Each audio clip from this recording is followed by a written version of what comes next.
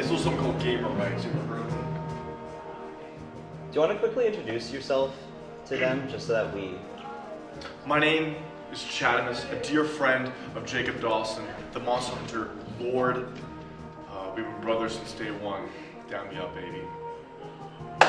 There we go. I make funny videos. I make Smosh-like videos, cinematic comedy, some would say.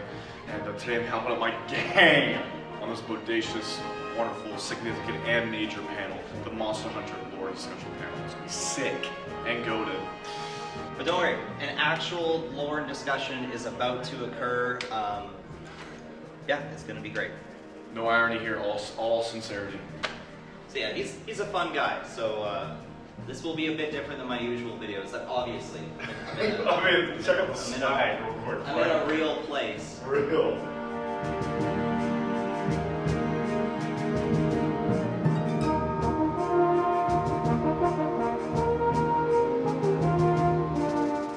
Hello, everybody. Welcome to the Monster Hunter Lore and Discussion panel.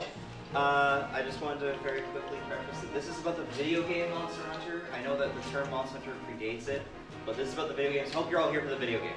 Yes, perfect. Okay, let's hit the lights. I've got a quick video to set the mood.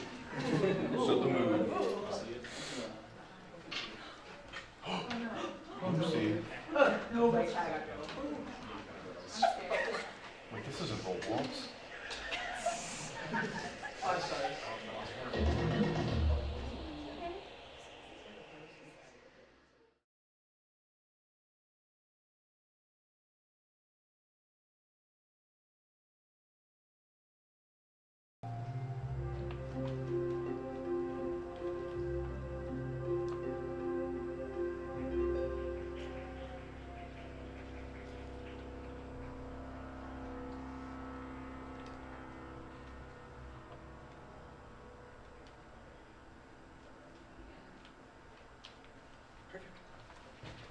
Excellent.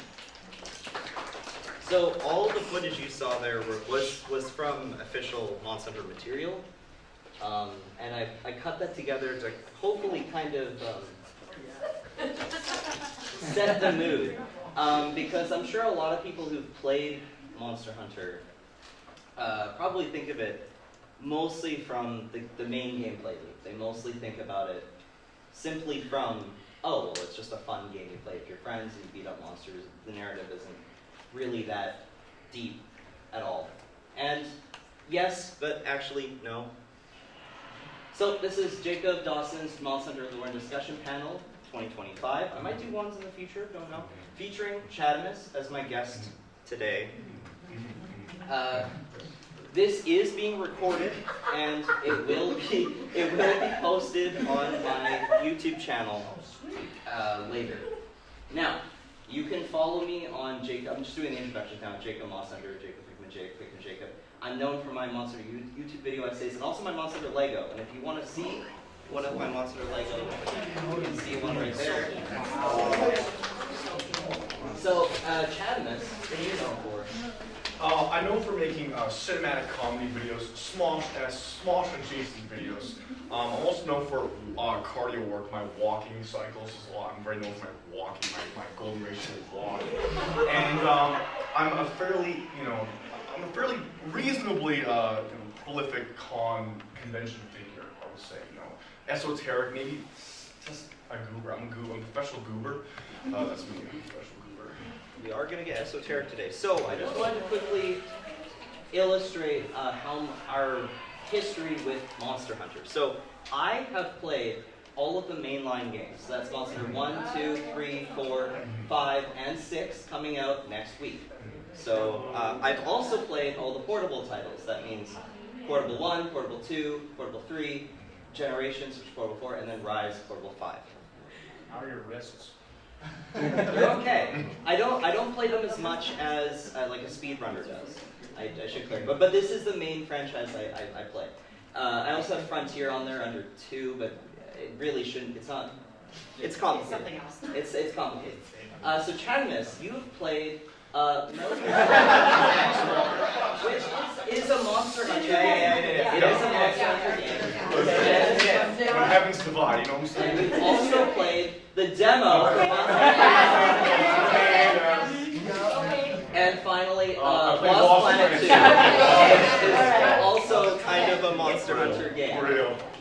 Okay, so I need to start some gatekeeping. Just kidding. Okay, maybe kind of actually. So this is not an introduction to Monster Hunter, like this lecture. This is for people who have already played the game, and if you haven't, well, you'll have fun anyway. But I'm going to assume, maybe, I'll get you into the series.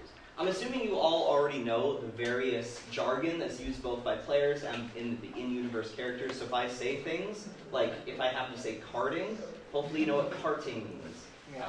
This is not a discussion of Monster Hunter meta or gameplay. This panel is a discussion for aesthetic, narrative themes, and overall art direction. That is what I primarily focus on. So today we're going to be discussing how Monster Hunter is actually deep. It's deeper than people think. If you do have any questions, please feel free to raise your hand at any time. I found that Monster Hunter fans are very passionate. Very passionate. So one of the most passionate fan bases I've ever been a part of. And that's good. I just don't want everyone talking over each other. Real. Okay, we're going to start with some gatekeeping. Okay. And it's right. just to, icebreaker. Okay? Set the mood. So I want you guys to name the monster, but we're going to first have our resident non-Monster Hunter player guess the name. I know every once in a while I'll mention a name of the monster. Do you know the name of this one? Zine Ogre. Yes, perfect. Right. Okay, so do you know Chadimus? Do you know this monster's name? Hyper Gecko. Does anyone in the audience know the monster's name? Bailey. So this one's a bit obscure. Technically, this is called a white velociprey, but in later games it got renamed to Gaia Prey. But this is the original white velociprey. So yeah, we're like, this is obscure. Next, do you know this one, Chad? This one is a fentanyl reactor. Does anyone know the name of this monster? Wait, Rathalos? I'm not. Perfect. Does anyone know the name of this monster? Actually, let's go with him first. Saucy Gray. Saucy Gray. That's the one. Saucy Gray. Is that the Korupeckle? Yes. Dude, what is going on with this man? Okay, this one's a bit hard to see, but this is the subspecies. Is this two entities in one? Yeah, but you only need to name one of the two. Okay. Let's call him. And it is a subspecies. Okay, so subspecies. So it's not like a two-name. Oh, Omega Beta. Okay. Does anyone know the name of this one? Joltik. What? Joltik. I only know the Japanese name. What's the? Yeah, exactly. Okay. But it's so it's in subspecies. So it's Ashu or Desert Celtis. Do you know the name of this monster? This is more relevant. This is more relevant. It's like a bunch of old ones. Okay, wait, no, it's speaking to me right now. I think that's on the tip of my tongue. This one. Oh, you've yacked about this one in chat before. This one is the classic, the go to the absolute base. This is the pretty jaunts. The pretty jaunts. All right, who knows the name of this monster? It's Matt. Yes, on the camp. Perfect. Ball. This one's very relevant. It's in the game that's coming out next week. Oh, this one's Big Hog. Big Hog. Big Does anyone Hog. know the name of this one? You got it. Let's go here. Doshiguma?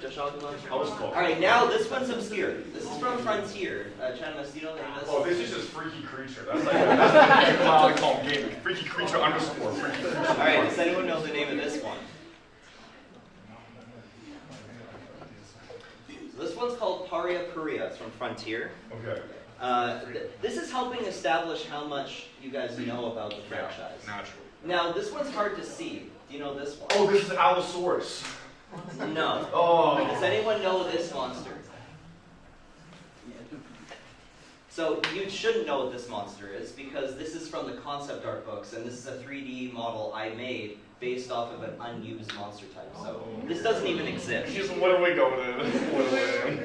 What would you call it? I have a name for it. It's called Leo Velos. Cool. Yeah, it's called the Panther Dragon. It was an unused concept, but... Alright, so, Monster Hunter lore. Is there lore to Monster Hunter? Well, truthfully, Monster Hunter isn't just an action MMORPG, and I'm not going to debate anyone on this. It is technically an MMORPG. It's just not what you typically see as an MMORPG. That's the whole thing. Monster Hunter is a treasure trove of rich storytelling and world building, and it's huge. It's a huge reason why these games have been so successful in getting players immersed. However, this game does not often explore its own world building, and instead focuses on the player's journey as a hunter. It's very possible to play through the entirety of a Monster Hunter game and just not care about the lore or the characters within the game and only focus on the combat gameplay. There is definitely a separation between what you're doing in gameplay versus what the world building actually is. The NPCs in the game are positioned to support the player in their growth as a hunter. However, these NPCs have stories too. They have their own names and jobs and other lore that's simply just not explored in the game's property. Grounded fantasy. So this is a huge aspect of what makes Monster Hunter's world so lifelike and lived in and appealing. Although it may not be the focus of the game, the deeper lore and themes are what makes these games so unique. One of the key principles of the lore and world building of Monster Hunter is having relatively grounded explanations for the animals, which usually animal ecology goes hand in hand with their designs. And thus this provides a thoughtful and interesting design language for the animals in the game. Baroth is a monster. This is a relevant one because it's in the two recent games. Baroth is a monster that lives in the muddy bogs. This is so it can escape the hot sun and other monsters. It also uses the mud in its attacks when you hunt it. This makes it a unique and memorable fight.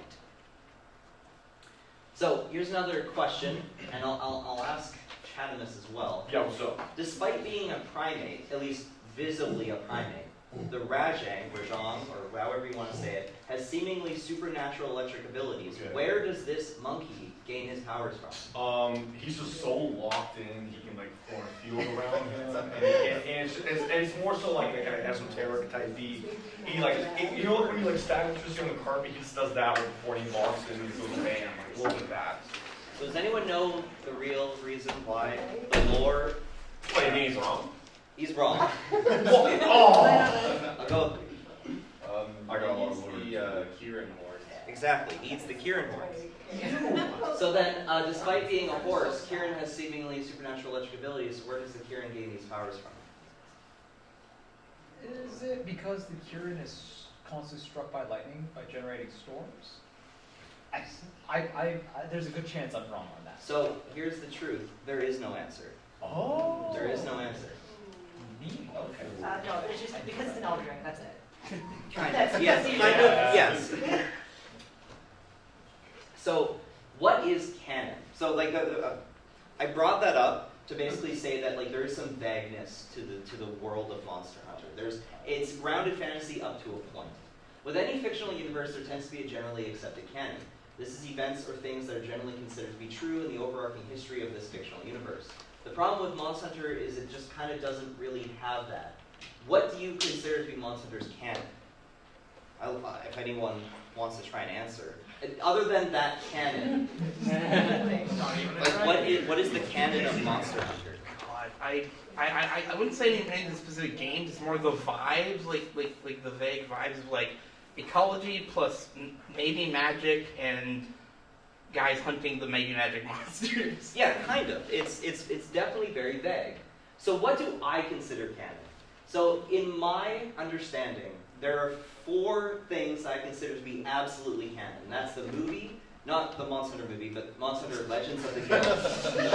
then the title Monster Hunter 4 Ultimate, then the title Monster Hunter World and Iceborne, and then finally Monster Hunter Wilds. That's what I currently consider to be the canon, or the most canon of the canon. Now, there's a lot of other titles in the series, and there's also lots of extra canonical material, such as the encyclopedias, which are only available in Japan, which definitely hinders Western audiences from having a better understanding of the game. But there's a huge chance that Monster Hunter 1, 2, and 3 are probably also canon. I just don't know how to fit them in, and I'll explain that later. The games I probably don't consider canon are anything that's from the Portable series. So that's Freedom, Freedom Unite, Portable Third, Generations, and Sunbreak. And that's just because I don't have enough evidence to say that they are canon. It is more like they are a fun celebration of the series, and they kind of just do their own thing. And then finally, any spin-offs like Frontier and Online, I do not consider canon at all, and I think that's generally considered by the greater community this to be true. There are people who debate me on Monster Hunter 1, 2, and 3 being, they say it should be absolutely canon, and the books as well, but frankly, I think it should just be those 4. Now, let's recap. So there's definitely a timeline, and to pretty much sum it up, the reason why I chose those 4 is because Legends of the Guild introduces a couple characters, including the Ace Hunters, a couple of Ace Hunters. One of them is named Aiden, who later on in is in Monster Hunter 4, and he kind of grows into a hunter. In Monster Hunter World, he's the guy that helps you fight Fatalis at the very end of the game.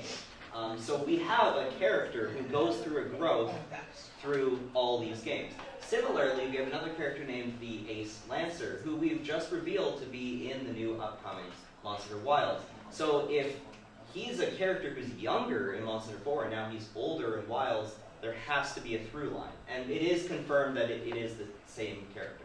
And we're probably going to learn more about his backstory in the upcoming game.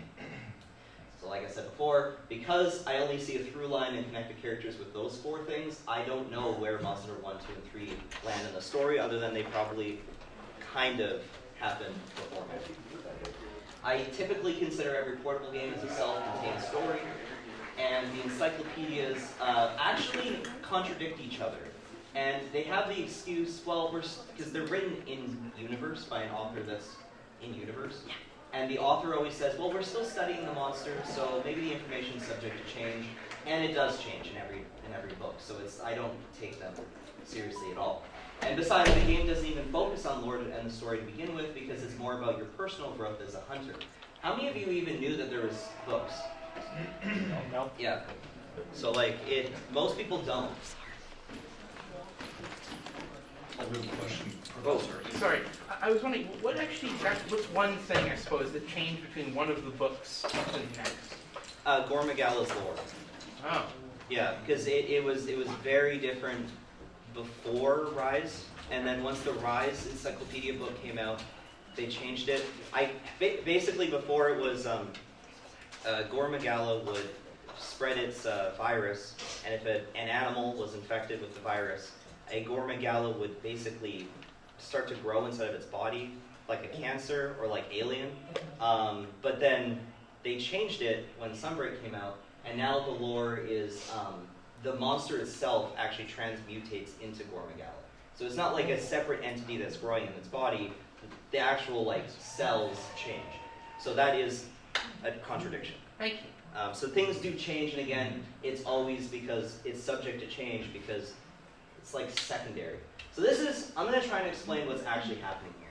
It's game first and lore second. There's unquestionably a fictional world of rich and deliberate storytelling. I mean, I made that video, which I think really describes the cycle of humanity and monsters. Wait, didn't you make the DOS video? However, it appears that nothing is ever properly explained, and it's subject to contradictions. Most likely, there is a passionate art direction and story team working on these games in tandem with the main action combat programmers. And these two groups certainly work together and they bounce ideas back and forth. However, it seems to be impossible to make all of this coexist without one or the other taking a hit. In this case, the lore is sacrificed for the gameplay experience. However, there is nothing inherently wrong with the lack of concrete lore. We have all fallen in love with the Monster Hunter franchise, even though the setting, doesn't have a proper canon, has no proper story, because we mostly care about our own journey and just having fun. So I'm going to have some lore questions here. Does anyone know why hunters only form up of groups of 4 when hunting? There's a lore answer for this. I believe in Monster Hunter 1 it was explained that there's only 4 hunters because more than 4 hunters, there's a risk to be if you get carded, you die, essentially. Yeah, so it's considered bad luck to be over 4. However, here's the funny thing. I've tried to find the source on this. I cannot find the source of that lore. I actually do know where it is. It's written in one of the encyclopedia books. Cool, there you go. So you can't even get that in the game. Lore question, which language are the felines Palicos speaking when they talk to you? What was that? Sorry. I imagine it would just be like Palico or not Wyverian, because that's the other people. I'm not sure. Sorry. They're just speaking human language, but they have an accent that makes them go meow after like every word. It's really cursed in Monster Hunter Wilds. Yeah, Yeah. I'm okay with it because like in all the anime, the cats always talked. It was just in the games they only had the meows, so they've always spoken our language. What do the 4 symbols in the guild crest mean? Chadimus, do you want to tell us what the 4 symbols mean? Well, it's actually so simple. The first one's aura farming. This section is like it's longing. Number 2, the third one it's actually so easy. Friendship. Everybody knows. And the fourth one is swag. Everybody knows that. Does anyone know what the 4 symbols mean? Other than they're obviously not swag. What? So, actually, in the video I played earlier, it explained all 4. That when Aiden was opening up the book and looking at it, the top one is respecting nature. I forget what the other 3 are. And again, other than the fact that in that movie, if briefly you see a book with the answers, it is not explained in any of the games, as far as I know. What is her name? Her real name? Oh, Rebecca. It's not Rebecca. Does anyone know what do we commonly call this lady? Oh, Handler? Handler is technically correct, but what was her official title in 4? Sophia. Yeah. So her name is Sophia. So you got it. Again, that's something else that's not in the games. You never actually told her name in the games. This is a bit of a joke. Does Evelyn eat his own tail? Does anyone know the answer? It's just a giant pickle. What is Does it? he eat his tail? He doesn't eat his own tail. Sorry? He doesn't. He does not. No, he does not eat his own tail. But why did people think that? Because it looks really good. Does France exist in Monster Hunter? Okay, there's French maid right there. Also, in Monster Hunter World, one of the NPCs, I forget her name, because I don't remember her actual name. She has a title, but she's the one you go to for bounties. She speaks in a French accent. So... Actually, trick question. France is a multiversal constant, so every universe has a France. Exactly. That is the correct answer. It is Monster Hunter has its own version of France. That's the actual answer. So what ended the ancient civilization? This is a deep cut. You, Chadimus, do you have an answer? the fall of Lucifer. Close. Oh, close. Gosh. So this is another. Oh, they got DDoS. That's why they got DDoS. This is another trick question. There is absolutely no answer to this. There is absolutely no answer. I wanted to see if anyone had an answer because this is often brought up in the fandom. Usually Fatalis is cited or the equal dragon weapon, but no, there is no answer. And I have to preface that this is actually not a lore pack because the lore itself and the canon. You lied to me. Sorry, what is that? Oh, What have you been I trying? drew side over.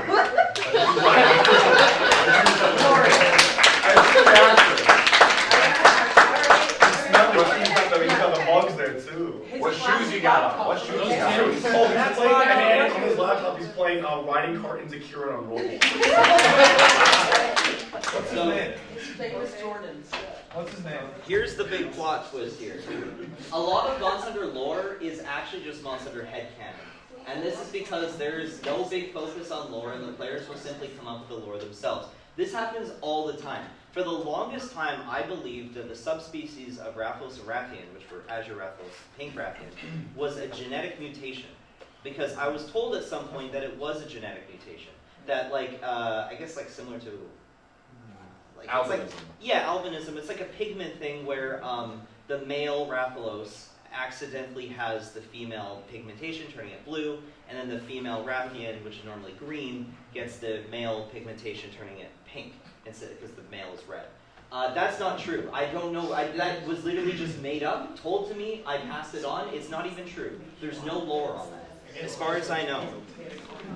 So I'm going to be honest here, I tend to not subscribe to almost any Monster Hunter lore because it is so inconsistent and there's so much headcanon. Up until you said that yes, it is an encyclopedia, I did not even know.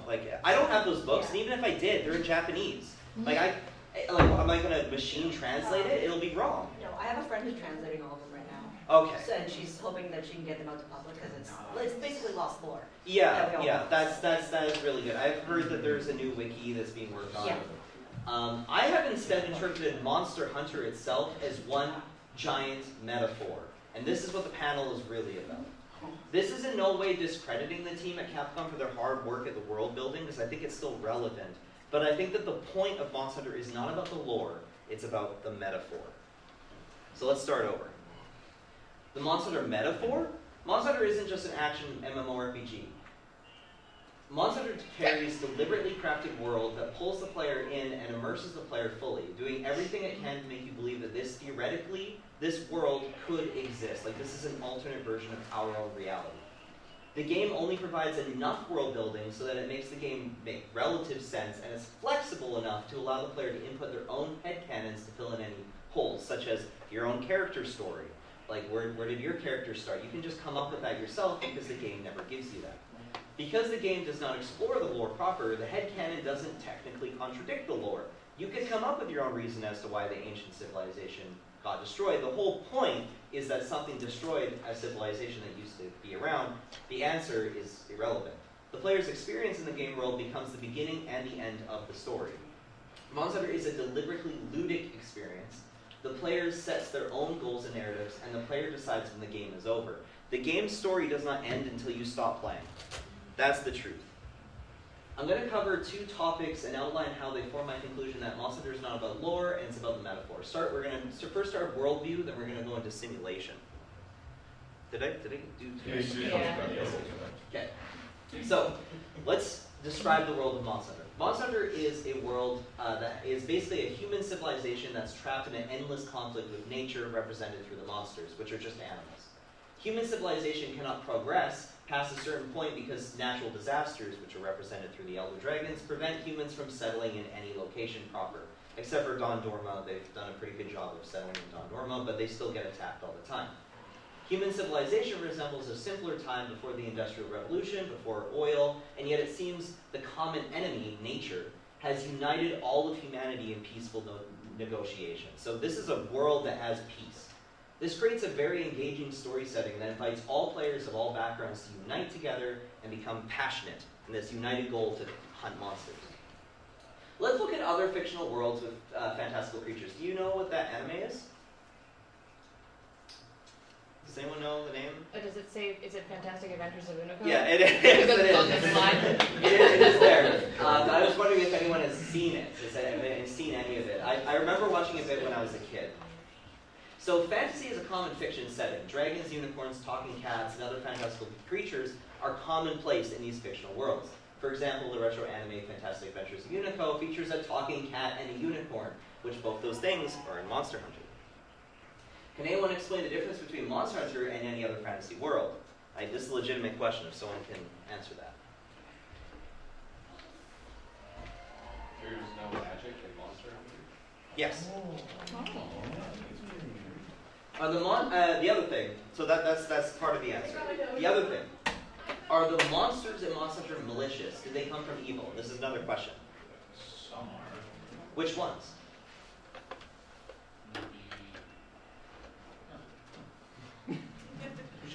Yeah. Yes. Technically, only Fatalis is the only malicious monster. But is he malicious? Well, Is there written material that says that he's malicious? There was Behemoth, I thought Behemoth. Okay, well, we're not going to That's a talk whole about other crossover. That's not, I don't consider that. That's from Final Fantasy. That's a different fantasy world. Sorry, I just want to say, this is a personal belief. I don't believe that any animal can be malicious, right? Exactly. Like animals have utterly different morality systems from us, right? Yeah. Aren't they just territorial? Yeah, they're just territorial. They're just animals. Is there an argument to be made that, like, Xenojiva's birth, for example, not after having been born and existing, but just the nature of how it was born to begin with is... So it was malicious? It was from evil? From evil, yeah. What was the evil? Wasn't the whole, maybe I'm misremembering, but wasn't a lot of it due to human intervention in that region that like caused a lot of like inflow towards the elder recess that caused its birth? I don't believe that's true. No? Yeah. And again, this is more to the point of like, what is the lore of Monster Hunter? It's so vague. Does anyone know what anime that is? That's okay. It's Magic Knight Rare, and the monster next to it is from Frontier. It's one of the Garons. Monsters in Monster Hunter were born from nature. They're not from evil. That's the answer. And I hope you guys have seen that movie, that anime movie. And that was a big inspiration for Monster Hunter, and you can see it with a lot of the designs. That's Nausicaa, the Valley of the Wind. The manga is also really great, and there's like tons of overlap with the theming. The monsters in Monster Hunter are inspired by real-world animals. So that's a Tetranodon, and then there we have Perry the platypus right there. But also, the monsters in Monster Hunter are inspired by real-world mythical creatures. I know. Yeah, so they're also inspired by real-world mythical creatures. So we have to kind of look at it like it's this weird convergence of actual animals and animals that we made up throughout history. So here's the thing. I thought you said Monster Hunter held an aesthetic of grounded fantasy, so why are there mythical creatures? Why is there a manticore and why is there a minotaur? Monster Hunter does a really great and magical thing that not a lot of fantasy worlds do, where it makes you believe the unbelievable as a real animal. And it starts with the pig. It shows you the cutest, most normal looking pig, and it gives it to you right away, and you say to yourself, oh, this is a normal animal that exists in our actual world. Then later on, it gives some dinosaurs back. You're like, oh, dinosaurs are, they were real, they're just birds, they're like big birds. And then eventually you get to some crazier things, like these dragons, but they're not like the classic, black dragons of like D&D and Lord of the Rings. They're more grounded, and they like to eat normal food. Like this animal here just eats cactus. Like it's not nefarious at all. And eventually you upgrade when you keep hunting monsters to something that is truly fantastical, and it's like the embodiment of nature itself. Monster Hunter features a planet that is exotic, dangerous, and primordial. It's reminiscent of a Mesozoic Earth. That on the left there is from The Lost World, the original The Lost World, which I also think was a major influence on Monster Hunter World. If you compare Monster Hunter official hunting card art to old paleo art, you can see the vibes they were trying to get was, how do we depict these things in a naturalistic setting, not in a place of like they are just hostile and evil. You might not even be able to tell. Like the Velociraptor one on the bottom, that is a monster. But like even the one of the two Ceratopsids, if you told me that was a monster, I believe you. Like they're pretty close. Which one's the creatures on the bottom? Yeah, the Ceratopsids on the side there are definitely paleo art, not monster art. Gotcha. So then we get into the world itself. So this map is actually in the game, thus it must be true, it must be canon, even though there's also still people debating this as well. This is what's considered the old world in Monster Hunter, and if you notice, it is reminiscent of our real-life old world. We have down here, I can just point it out. This is Europe. This is like Asia. Up there is, I guess, supposed to be like an Arctic region. Over here is meant to be like Japan is over here. Africa's down here. This is the Middle East. And a lot of the regions do like line up with it. Like Jumbo Village is like southeastern Asia, and that definitely fits. But again, a lot of these, like it's kind of vague. Like it's not meant to be exact. Then there's also the New World, which is a location that you go to in Monster Hunter World, is the main primary story setting. And this is definitely inspired by the Americas, North America and South America, and it's inspired by those old, like I said, like the Lost World, so old stories from the 1920s and before. So Monster Hunter is a reflection of our real world. That is an old map of what we thought Africa, Asia, and Europe looked like. From a very long time ago, and I think it's so confusing. Like for some some reason we thought there was an ocean here, and this is more of Africa. I don't really know how that works, but it's a whole thing. So it makes me wonder if that map in Monster Hunter is also inaccurate, but we don't actually have the full real map. Now in Monster Hunter, a bit of a topic shift. The antagonist is the monsters. The hunting guild, who you're hired by, catalogs notes on these monsters and categorizes them. I'm just going to check the time. Yeah. Categorizes them based on danger level. These are just animals that humanity cannot fully understand because they're so dangerous. It would be no different to our reality if humanity lived alongside the dinosaurs. This is really important. So if we look at actual classical documentations of animals from long ago, you will see some interesting, findings. So this is by Pliny. This is really old. This is his, it's an animal that he talks about in this book. The fiercest animal is the unicorn, which in the rest of the body resembles a horse, but in the head a stag, in the feet an elephant, and in the tail a boar, and has a deep bellow and a single black horn that's 2 cubits long, projecting from the middle of the forehead. They say it is impossible to capture this animal alive. Now, when I describe that, it sounds pretty similar to the Kirin. The ecology in Monster Hunter is just an exaggeration of our real-world ecology, both present and prehistoric. Likewise, the Hunting Guild is just the Monster Hunter's equivalent to our very early natural history research. It's inaccurate and it's mysterious. This is from, I think, an encyclopedia? This is a monster art of Kashela Daora, and they depict it wearing armor because the people in the universe don't understand these creatures, so they physically depict them with armor because they just don't get it. And if you compare the two, you're like, yeah, they're nothing alike. And it's similar to how in Pliny thought, a rhinoceros was a unicorn. It's because he never had any actual eyewitness. It was just a report passed on to report, passed on to report. And Monster Hunter is a reflection of that. I also believe that Kashela Daora is meant to be based off of Tibetan Himalayan storm dragons, because they have lots of metal statues of them, and the head structure and I think there might be a reference there, because they're meant to be storm dragons, and you fight Kashela Daora in the mountains. And, yeah. So here's a character from Monster World, and there's an interesting quote. The third fleet commander we meet about halfway through the first half of the story.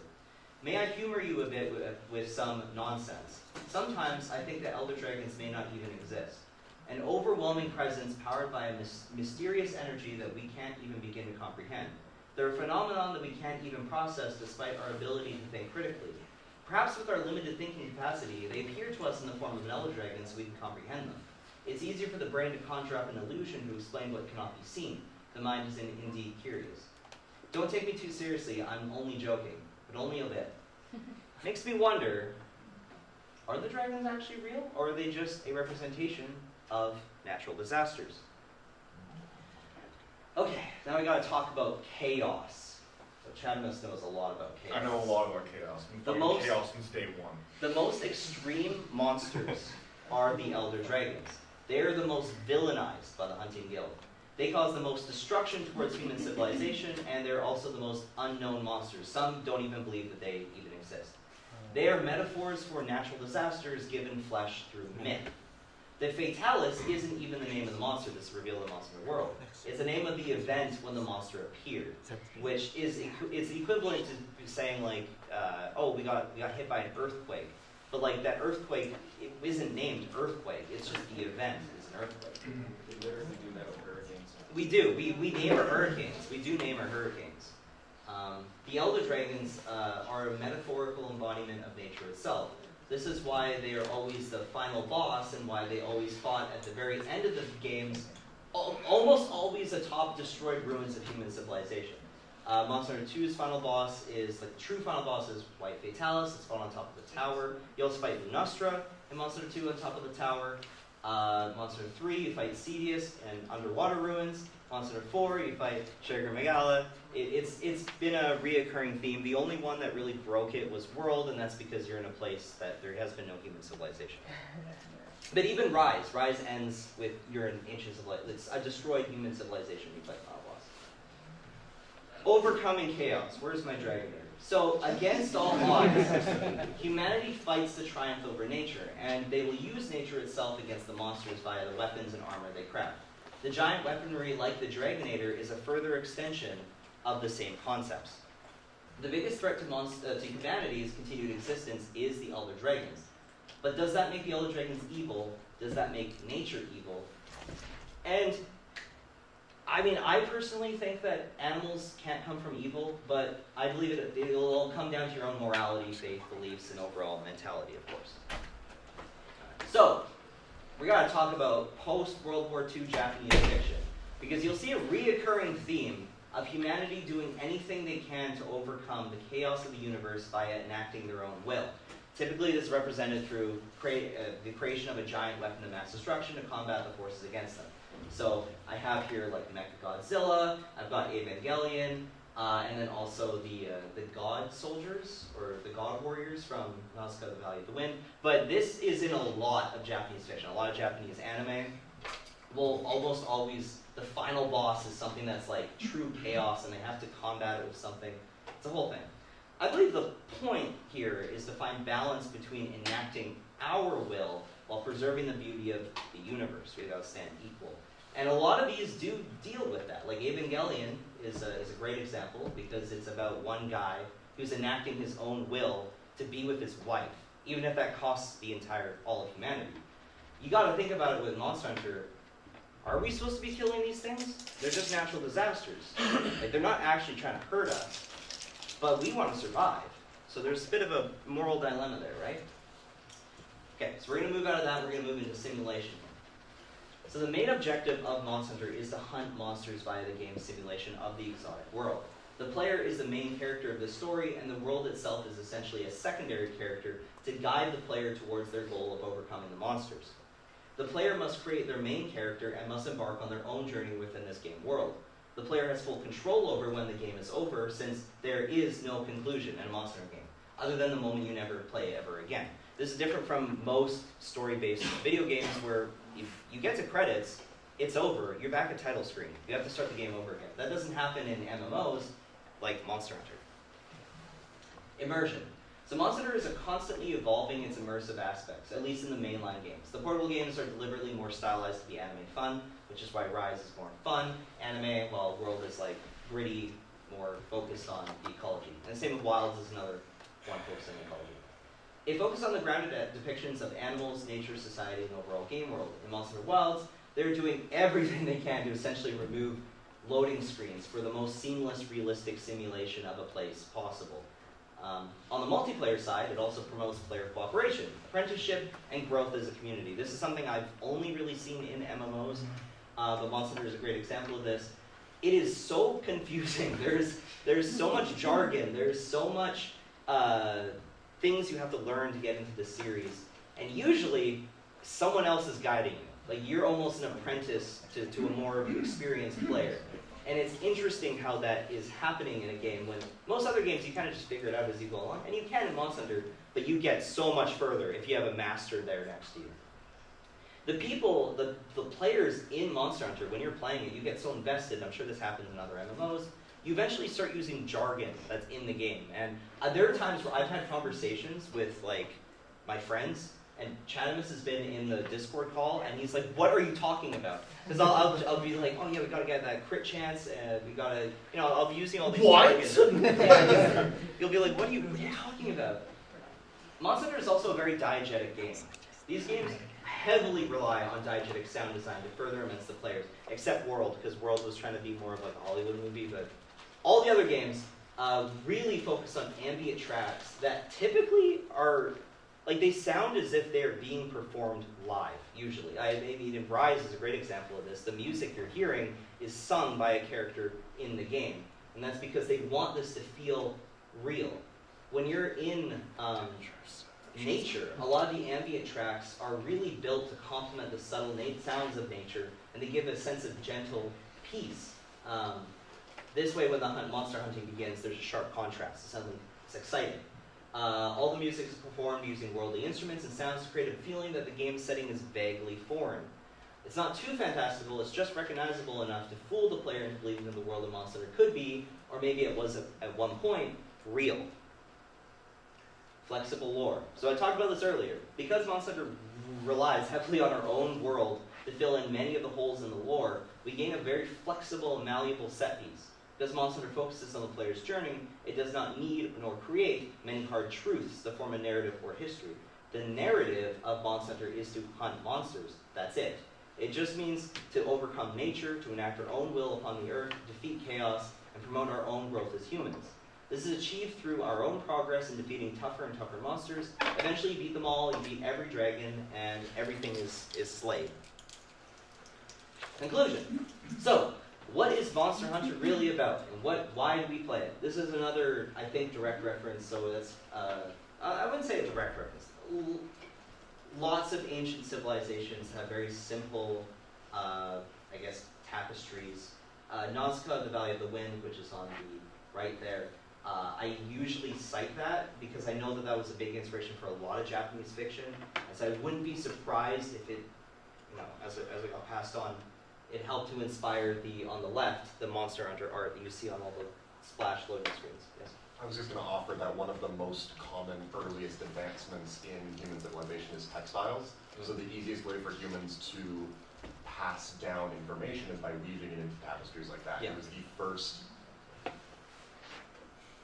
permanent-ish record-keeping that humans had access to. So, I'm going to talk about the tower. So how many of you know the lore of the tower? It's a big no. Okay, so the tower is introduced in Monster Hunter 2. And it's really Monster Hunter 2 is very difficult to play. It's very complicated. You eventually gain access to the tower. And this is when you're in the middle of fighting Lunastra, which is the main offline final boss in that game. Up until that point, you've been fighting Kashela Deora. And you fight him over different maps. Like you repel him in the jungle, then you repel him in the desert, and then you beat him finally in the mountains.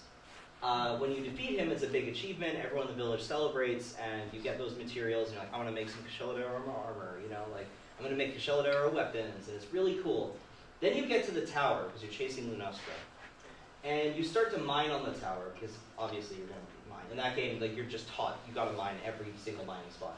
And what do you get but Kashela Deora scales every time you mine at the tower? And it's like, wait a minute, why are there Kashela Deora scales in literally the bricks of the tower? It's never said in the game, but I think that what they're trying to say subtly is that the tower was built using Kashela Deora materials, the same way you build your weapon and your armor out of Kashela Deora materials. So theoretically, this monolith, this Tower of Babel analogy, was built out of the dead bodies of this dragon that took the entire game to beat and was such a huge achievement. But how many were killed in order to make the tower? It really kind of puts in perspective that your journey through the entire game is nothing compared to that. And even then, the Tower of Babel here is abandoned. It's gone. No humans live here. It's only owned and operated by dragons. So it's like all of that achievement, what was it for? Nothing.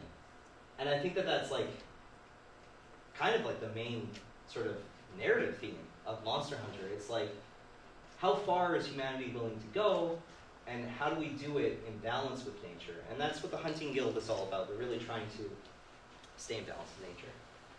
What if Arkveld was locked in Time Chamber and Millennium betrayed? Here's the thing. This slide is meant to be a story analysis of Monster Hunter Wilds. Fortunately, the game is not out yet, so when I do this panel again, I'm going to quickly talk about it. There's lots of theories about what this is, and I'm not going to spoil anything. But the story for this game is going to be one of the best. This might be Monster Hunter's best narrative stories, talking about chaos, humanity, and our place in it. I love the Goku. I know. 4 hours. 4 hours. So I guess to conclude once more, the deep symbolic nature of Monster Hunter is a compelling mythology. You don't need deep lore to be deep, but you don't need to be like Dark Souls to be deep. These games are a metaphor about how we as humans enact our own will. How far are humans willing to go in order to have peace in our own lives? And I think we can see that with how we treat the environment. Yada, yada, yada. Conclusion. So what are the? This is from, I think, is that Dr. Stone? If you play Monster Hunter, you'd be one of those guys that just hoards materials like crazy. What are the human lessons in Monster Hunter? Well, just because we can doesn't mean we should. We have free will. We have been granted the power to enact our will. Let's not forget that nature was also granted. Nature granted us that power to begin with. That we should stand alongside nature as equals, not as rivals, and that also human cooperation is necessary for true peace. So these are all wonderful, lessons. You can get that from a lot of different things, but I think it's cool that Monster Hunter does try to give those lessons. What is the writing lessons of Monster Hunter? So, if you're a writer, world building is so important, but you don't need to actually get hung up on concrete lore. Sometimes the mythological, the symbolic aspect of fiction is more powerful than the usual character or political drama. One of my favorite animes is Gurren Lagann. You don't take it seriously. The metaphors, the symbols are what really matter. If you go into the really nitty gritty, it doesn't really make any sense, and that's just kind of important. So it's Q&A now. I have 7 minutes if anyone has any Q&As. If you want to hear more about my thoughts on Monster Hunter series, I have a YouTube channel. And then also, if you like Lego, you can check out my Lego monsters. So yeah, that's it. Does anyone have any questions? What's your favorite type of weapon? I knew that was coming. That's always the first question. It depends on the game. If I'm playing 1, 2, or 3, I use a variety of weapons. If it's 4 onwards, I'm almost entirely a Charge Blade main. If Charge Blade was in the older games, I'd probably just be playing that. Yeah. But yeah, the older games, I'll play any weapon. I don't only really play for newer games, but there's I saw there's weird weapons like the Tonka and the Super Axe or something, real games. So that one's only in Frontier. And Frontier is a bit of a pain to set up. There are fan servers. I've never actually tried the Tonka. I didn't get that far in Frontier because once you get to a thing called Gao rank, just it's too much. It's way too much. It's not my kind of game. I'm more for, as you can tell, I'm more for the metaphor, the ecology. I like to chill. I'm not really there for the crazy super endgame bosses. So an online only game? Yeah. Well, you can play it offline. It's complicated to set up, but there's fan run servers. Well, what's your favorite endemic life? Do you have one? I know they're not important. I just love them so much. I like the fish. Which Yo, one? I like fishing. I like sushi fish because I think they're supposed to be salmon. I think they're meant to be salmon. I mean, something like that, right? Yeah. So what do you think is the most interesting, what's the word, food chain interaction in the Monster Hunter series? Other than Rajang and Kieran, I really like Nerscylla and Gypceros a lot. I like that they're dynamic because what I like about Monster Hunter is how it can really turn things on its head. Typically in nature, spiders are lower on the food chain. There are examples of a spider that's able to kill birds, and that's really cool. And that's basically what's happening, but on a dragon level. You got a spider that's killing a bird, Gypceros, and that I think is just a very That was my evil twin. Yeah, I just wanted to know two things: favorite monster to fight and favorite monster lore-wise or ecology-wise. My favorite monster lore-wise is the Kieran, and that's why I brought up the Kieran a lot. I actually really, really love the Kieran. I think it's a beautiful creature. I think I just like unicorns, and it might be from my brony days. I don't know. That's your brony survivor. I'm a brony survivor. Yeah. My favorite monster to fight might be Lagiacrus underwater. Yeah, might be Lagiacrus underwater. What was your favorite pony? It changed over the years. I remember when I was a little kid, I was I really like Pinkie Pie. But then later on, I was I kind of like Rarity. But then in the end, I don't know, I feel kind of basic, but I really like Twilight Sparkle. Okay. Yeah. In terms of the world building tier list of the most dangerous natural destruction, you know what I mean? Yeah. Where does the desire sensor go on there? Yeah. The what now? The desire. So the desire sensor is it's a myth. It's not real. It's real. It's real. real. It's real. It's real. It's not real. It's that because every time I hunt, I get the rare drop every single time. So I don't know what you guys are talking about. Lucky you. It's called streamer luck. What was your favorite fight in the world? Which? What was your favorite fight in the world? Alatreon. Yeah. Yeah, that's my favorite fight. Yeah. The Gajalaka in World, are they a subspecies of Grimalkeen or Felinids, Lineans, or what So are these things? they're considered Lineans. I would say they're probably closer related to Shakalakas from the earlier games, but as far as I know, like the official encyclopedias label them all as their own thing. If I were to theorize, I would theorize based on the concept art books. What they originally envisioned was Monster Hunter was supposed to have goblins. They didn't do goblins. Instead, they did cats. Because, well, what happened is they came up with an idea of a goblin cat as a variant. And then they're like, why don't we just have cats in the game? And they settled on cats. Then later on in Monster Hunter 2, they're like, let's reapproach the goblin idea. And then they added Shakalakas. If I were to theorize, I would probably say that like there is like a goblin, probably a variant. It probably descendant of Wyverian became goblin, and then a descendant from that is Shakalakas, Gajalakas, and then probably a variant from that is the feline. I think the feline's probably because it says in the notes that felines resemble cats, but they aren't cats, which is really confusing. I don't know. I don't know. It's the whole thing. I was going to say that I think the naming convention of having them both end with the kind of Laka suffix kind of lends credit to your theory as well. But also, it makes me wonder, I mean, Cha-Cha calls himself a Shakalaka in Monster Hunter 3, but is that a human name? Is it racist to call them Shakalaka? I don't know. I more so mean from the game designer's perspective of writing the book most with likely. the Laka suffix. Most likely. What's the deal with like none of the characters had names in the world except for in Rise? Some of the characters had names. Well, they're dropping that finally in Wilds, like they're having names again. I think again it came down to it doesn't matter. Like there is lore for these characters. Every character has a name, but it's so irrelevant to your own personal journey. They don't want you to get caught up in it. But they've changed that as of Rise, and I think it's because they were trying to do like the waifu stuff. Like they really wanted Minoa, Minono, names. They wanted them to be waifus, and it worked. It worked.